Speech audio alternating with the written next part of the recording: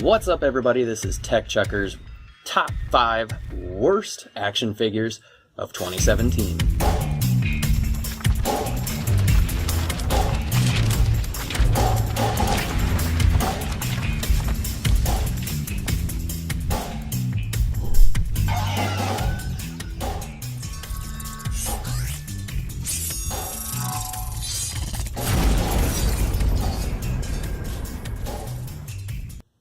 Alrighty, you guys, I know, it's kind of a negative video. Not everybody likes having the top 5 worst action figures, and this is really not the worst figures of the year. This is kind of the worst figures that I got, and in the end, I bought a lot of figures, but I really only bought figures that I really liked.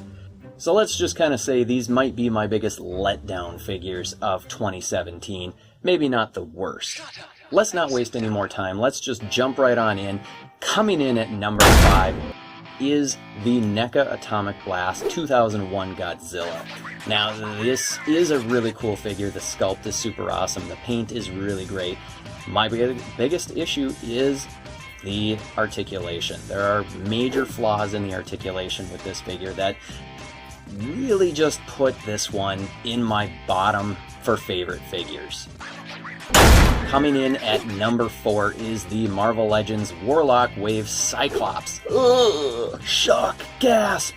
I know, everybody else loves the Cyclops.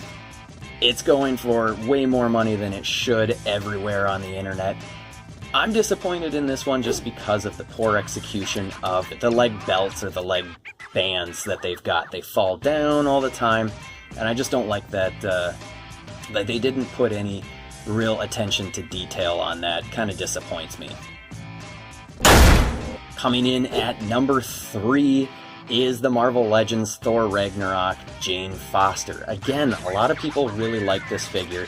I like it aesthetically. It looks nice, but when you start trying to pose that thing around, she is hard to stand on her own.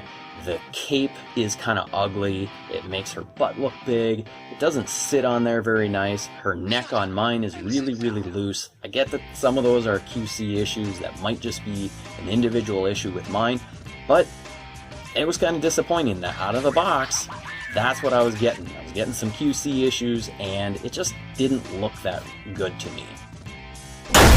Coming in at number 2, again, another Marvel Legends, another Thor Ragnarok wave, the Thor Odinson figure. I actually gave it a much better review in my review of this figure, but it is still quite the letdown of a figure. The paint apps are really bland. They really just didn't put any effort into the sculpt.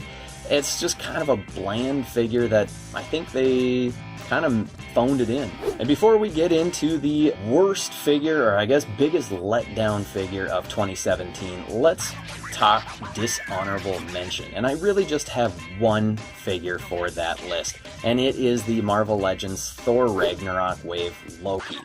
I was really excited for a Loki figure, and this one's decent enough, but it is by far one of the biggest letdown figures beyond the 4 that I've already mentioned and the 5th that's coming up.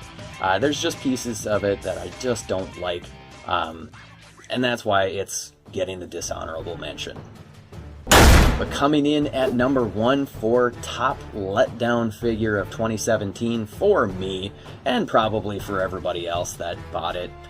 I'm kidding, I don't know what you guys thought of this figure, and actually I don't even remember if this is an actual 2017 release figure or not, but it is the SH Figuarts, the Dark Knight Christian Bale Batman. Are you kidding me? Oh, how is a Figuarts figure showing up on my top 5 worst figures? Here's the deal, it's one piece that is bumming me out. It is the shoulder pads. The shoulder pads are on a ball peg, and it is articulated, but when you move that arm, those shoulder pads on mine are falling off.